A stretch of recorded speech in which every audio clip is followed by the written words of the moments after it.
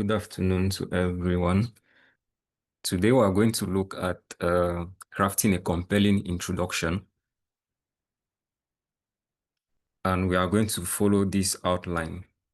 We are going to have a general overview of crafting a compelling introduction. Then we are going to look at the relevance of crafting a compelling introduction.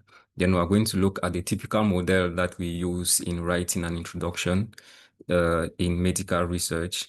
And we are going to end with general tips and common pitfalls, followed by a practical example. By the end of this presentation, each participant should be able to explain the purpose and the key components of an introduction, use the typical model in writing introductions, and apply best practices and stylistic principles to craft clear and engaging introductions, and also recognize and avoid common pitfalls when writing introductions in medical research. As a general overview, a scientific paper is structured by 4 main sections according to the IMBRACT structure. IMBRACT, I for introduction, M for methods, R for results, and discussions. So the introduction is the first part of this structure of a research paper, and it usually comes after the abstract. We have to know that the introduction is the gateway to your paper. It is what gives the first impression to your paper, and in it should be clearly stated the problem. It should establish the relevance of your paper and justify why you carry out your study. Readers and reviewers often decide in this to continue reading your paper or not. There's a saying that says science advances by building on what is known, and there's no need or there's no point reinventing the wheel. So science builds upon what is already known, and therefore the introduction should provide us that context and that background of your study. You should be able to identify what is known and what is not known about the topic, because research builds upon existing knowledge. So your introduction should be able to state clearly what is already known and then what is not known. You should also be able to present the research gap and the rationale, and it should end with a clear research aim or hypothesis. It is important to have a compelling introduction because the introduction shapes the reader's initial perception of your writing style and the overall research quality of your paper, as well as the validity of your findings and the strength of the conclusions that you mentioned in your paper. So the introduction is very vital to shape the reader's perceptions of your paper in general. A poor introduction can mislead readers about the content of your paper and eventually even discourage them from continuing reading your paper. A well-crafted introduction, on the other hand, invites curiosity and confidence to continue reading the rest of your paper. Writing a good introduction is sometimes considered the most difficult part of drafting a paper. So it is something, or it is a skill that should be learned by all researchers who want to excel in scientific writing. It is required for crafting a compelling introduction to balance clarity, relevance, and persuasion. So what is that typical model that we use in writing an introduction? It is what is known as the funnel model or the cone model. The cone model is actually a model which begins with a broad topic and later on narrows it down to a specific topic. So it starts from the general to the specifics. It's more of like an inverted pyramid, whereby at the top, we have the broad topic, and along our writing of the introduction, we streamline and go into the specifics of what we are talking about. So start broad, highlight the gap, and narrow it down to your aim. That is the funnel model. So this funnel model has four main parts. The first part is the background, the general topic, what you are addressing in your paper comes in the background. The context constitute what is known, what is the established knowledge about that particular topic. What are the current findings? What does research say about that particular topic? Third part is the knowledge gap. What is it that is missing in your field of study? What is it that is lacking in science concerning your particular topic? What is not known? What is uncertain? What is understudied? That is what constitutes the gap that you want to address. So your gap should be clearly stated. And of course, there are many forms of gaps that exist in research. There's knowledge gap, there's methodological gap, there are geographical gaps. There are many gaps that exist, and your paper should clearly state what gap you're trying to address in your paper. And of course, you have to end with the rationale for your research, the hypothesis or the aim of your research. So that inverted model begins at the top with the general, which is a broad topic, and later on streamlines the broad topic to talk more about the details of the context of what is known and presenting the gaps in the knowledge and terminating your introduction with the reason why you're studying the study, why it is important to study the study, and giving us either a hypothesis or the general aim for your paper. This structure kinds of describes the different elements that constitutes this funnel model. It begins with what is the problem? That is the general knowledge. What is the problem? What are you trying to talk about? Then telling us what is the current literature available concerning that particular problem, what existing solutions or that exists concerning that problem, giving us what literature says about the best approach to solving that solution, then telling us the main gap or the knowledge that exists in that particular field of study, and ending with your research hypothesis or question, and also ending with your aim of study and the methodological approach that you're going to use to be able to fill that gap in your study. So it starts from the general to the specific. So these four main parts, if you have to go into the details, the background or the general topic should introduce the topic and highlight the magnitude of the problem. When enumerating or elaborating the background of your introduction, you should be able to tell us what you're talking about. You shouldn't keep us in doubt or speculating about what you're talking about in your paper. It has to be clear from the beginning that you're stating a specific problem. You have to be able to highlight the magnitude of the problem and emphasize the public health or societal burden of the issue.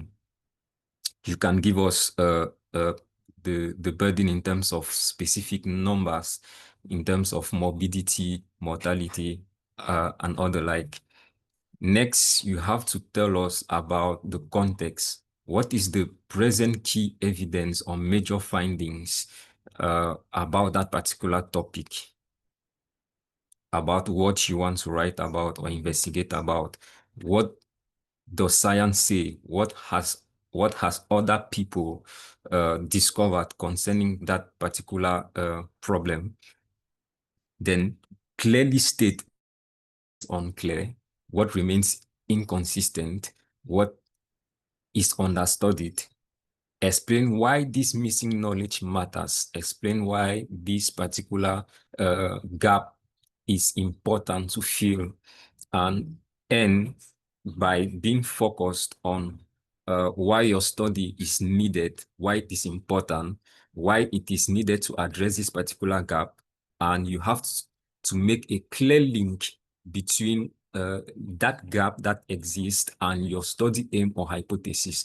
So at the end of your introduction, your reader should clearly see the link that exists between the gap you have shown and your study aim or hypothesis, how your study aim will be able to fill in that particular gap.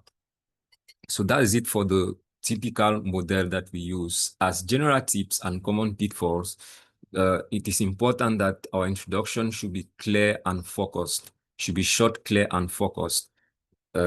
We should be able to support whatever thing we include with relevant references.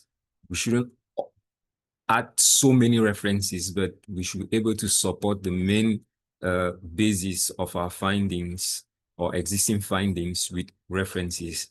We should also clearly state the purpose for writing the paper and how it relates to previous work. We have to note that the length of our introduction should be a maximum of 10 to 15% of the total word count. We should also use active verbs when drafting your introduction and maintain a logical tense flow. It is recommended that when writing the background, you use the present simple, the simple present tense. Malaria is this. So use the present simple in the background and the context. Use the present perfect when you talk about the research gap, and use the simple present tense when presenting your aim of the study. This table simply describes the present examples of tenses to use at each section of your introduction. For example, to begin the introduction, in order to describe the general background context, that is what is already known, you can use the simple present tense. For example, zinc, an essential dietary constituent, is a cofactor of antioxidant enzymes. This is a simple present tense. So we use this to clearly state the general background and the context, that is what is already known concerning our topic. To show how the problem has been approached from the past onto the present day, we can use the present perfect tense. For example, lower plasma zinc concentrations have been reported in obese patients. That's the present perfect tense. A direct correlation has been observed between zinc intake and incidence of chronic hypertensive diseases.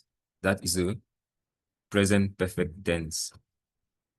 To end your introduction, you have to be able to do the remaining section of your paper, that's the question and the hypothesis, with either the present simple or the past simple tense. You can say, for example, the goal of this study is to provide dash, dash, dash. You can complete with the goal or the aim of your research paper. You can also say, we hypothesize that, in case you're clearly stating your hypothesis. You can also say, we tested the hypothesis that, and so on and so forth. So these are examples of tenses that we can use at different sections of our introduction. Common errors to avoid is to make your introduction overly long and making it rambling, meaning that you're talking about many things, many different things, and there's no chronology in what you're presenting. So it's important for your introduction to be succinct, to be straight to the point, and follow the model that we elaborated. It's important to avoid listing extensive references. It is recommended to include references that are up to date, that is the latest references that you can find concerning the literature that you've found on your subject. You have to use high impact papers to back up that which you're trying to tell us concerning existing literature. it is important that we avoid critiquing, extensively critiquing others' work when giving gaps in studies. And also, we should avoid not mentioning important previous work that has been done. So if an important previous work has already been done, it's important that it is reflected in your introduction. It shows that you've done a good literature search concerning your topic. The error also to avoid is not stating your objectives clearly. Your objectives should be clearly elaborated in your introduction. The reader should be able to know exactly what you were out to investigate. And lastly, the common error to avoid is inclusion of data or conclusions from the work being reported. So in your introduction, you shouldn't state the results of the study in question. So you shouldn't discuss or compare the results of your study in your introduction. It shouldn't feature. There's a whole section for that in your research paper. So we are going to look at a practical example of a well-written introduction. So this is a paper by Zhuo and Chen on physical activity and risks of cardiovascular disease. This is some excerpts of the introduction. So it begins by saying cardiovascular diseases represents a leading cause of death worldwide, and despite coordinated preventive efforts, still accounts for 30% of all global deaths and impose a substantial societal burden. This is a well-written background. It clearly states the subject. The topic in question is cardiovascular disease. He has presented the magnitude of the problem and how it constitutes a public health burden. So this is the topic. The reader, when he reads this, he understands that we are talking about cardiovascular diseases. The paper continues by saying, from previous epidemiological studies, we have learned that lower systolic blood pressure, weight reduction, reduction of smoking, education, healthy diet will all lower the risk of cardiovascular diseases. However, there are many other ideal preventive measures that need to be considered. So here the reader starts mentioning epidemiological studies that have presented some factors that lower the risk of cardiovascular disease. And he continues by saying the association between physical activity and cardiovascular diseases has attracted much attention in recent years. He gives examples from previous studies that have demonstrated that physical activity improves the prognosis of cardiovascular diseases in both healthy participants and those with traditional risk factors. He continues by elaborating guidelines that have been established on cardiovascular disease prevention in clinical medicine. So this is existing literature on the topic in question, cardiovascular diseases and risk factors, clearly stating existing knowledge on physical activity and cardiovascular diseases. So the writer started with the broad topic of cardiovascular diseases, began enumerating the different established factors that lower the risk of cardiovascular diseases, and goes into a more specific discussion talking about physical activity and cardiovascular diseases. So he gives us what is known about what is the current knowledge about physical activity and cardiovascular diseases. The writer proceeds by telling us that, nevertheless, most of the evidence of these guidelines originates from observational studies, which cannot be used to identify the causality between because of possible confounding and reverse causation. Discover that the reader here introduces a possible gap. Observational studies are not robust enough to establish causality. So this might make us doubt the relationship between physical activity and uh, reduction in cardiovascular disease risks. So this is a gap in methodology that the reader is enumerating. The introduction continues with elaborating more about the gap in this study. He says, with regard to the causal relationship, several randomized control trials have been applied to show an inverse relationship between physical activity and other cardiovascular disease risks. So here the reader mentions other studies that have been done, not only about epidemiological diseases, but about randomized control trials. We know that randomized control trials are robust enough to establish uh, causality. But he says, however, other randomized control trials have found no such benefits. The results of randomized control trials are still controversial to the limited sample size and follow-up time. More critically, studies to date rely mostly on self-reported information, which might be influenced by memory inaccuracy and individuals' moods. Therefore, the causal associations of physical activity and cardiovascular diseases remain uncertain.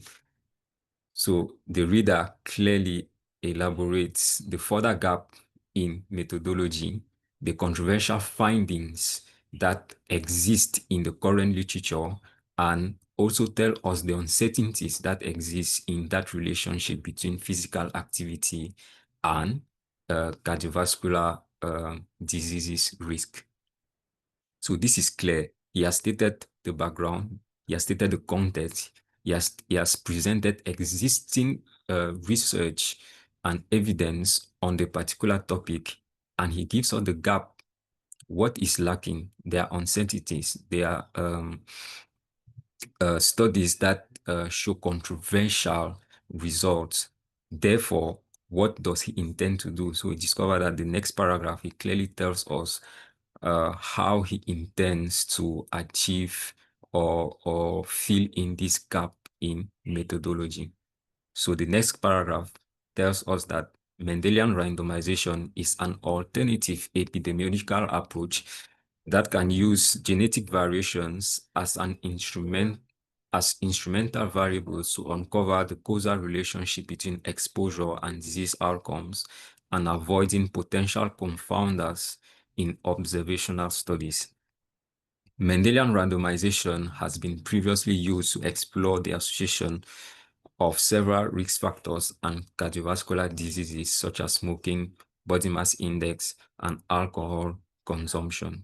So here he presents to us the methodology that is an alternative that can be used to be able to better outline or present the relationship that exists between physical activity and cardiovascular diseases. And he ends by clearly stating the aim of his research and the methodology that he's going to use to be able to address that gap. So he says in this study, a two-sample Mendelian randomization study was performed to examine the potential causal association between physical activity and risks of cardiovascular diseases using genetic variations associated with self-reported and objective accelerometer-based physical activity identified from published genomic-wide association studies. So this is a very good introduction, which has elaborated the different components that we see in the funnel model. So the writer began with the broad topic, entered the context, gave us the existing knowledge and guidelines that are being used, and further went into the specifics about the uncertainties, the gaps that exist with respect to that particular topic, and ended by presenting to us a novel way by which he can further advance research to be able to fill that particular gap. He, in this paper, elaborated clearly the link between the gap he identified in study and his study aims. So in conclusion, the introduction should be succinct and focused. It should provide a sufficient background information supported by relevant references and should clearly state the purpose for writing the paper and how it relates to previous work. So these are the references that we use to be able to bring up this presentation. Thank you all for your kind attention.